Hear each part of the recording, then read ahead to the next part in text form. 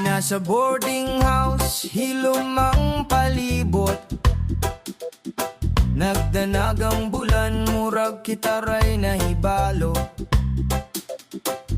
Sa kwarto nga gamay, nagtapad ang atong higdaanan. Ang hangin bugnaw pero init ang pagbati sa dughan.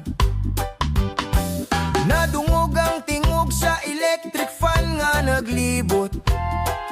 Pero mas kusog ang kabog sa akong kasing-kasing nga naglihok.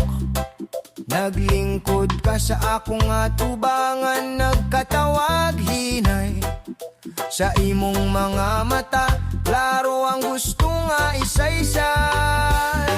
Idul ka gamay, ayaw sa kahadlok, walay makadungog sa atong lihok. Sa kahilom sa gabi, kitarang duha, ang kalibutan murag nawala. Sa boarding house ta, walay lain makakita.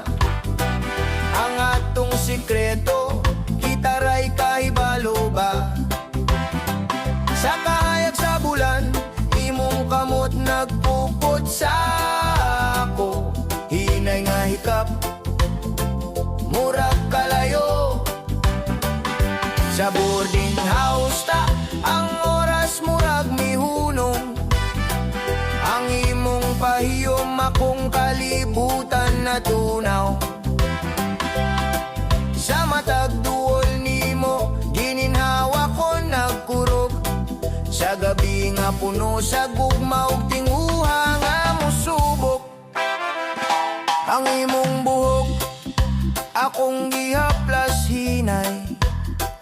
Nakadungog ko sa imong gininhawa nga lalo mong malinay. Ang atong mga kamot, murag di na gusto mo biya. Sa matag hikap, nagdilabang pagbati nga gitagura. Naglingkod ta sa salog, nagsandig sa pader. Ang imong ulo sa ako nga baga, murag walay kahadlok o kahasol. Sa matag duol sa imong nawong sa ako, murag musiga ang kalayo nga dugay nang nagtago. Duol pagyud, ayaw nang pugong ang pagbati na tudugay nang naguyog. Sa kahilom sa kwarto, gininhawa na tunagusa. Sa gabi nga kitaray nagambit sa kahinamog pusa. Sa boarding house ta, walay lain makakita. Ang atong sikreto, kitaray kahibalo ba? Sa kahayag sa bulan, imong kamot nagpupot sa ako. Hinay nga hikap, murag kalayo. Sa boarding house ta, ang oras murag mihunong. Ang imong pahiyom, akong kalibutan na tunaw. Sa matag duol nimo, gininhawa ko nagkurog.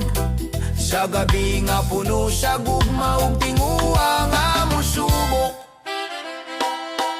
Kung buntag na ug mobalik ang kalibutan, magpakastadyante ta nga murag walay nahitabo. Pero sa matag, tanaw nimo sa classroom, mahinumdum ta sa gabi nga kitaray nakahibalo. Sa boarding house ta, nagsugod ang istorya.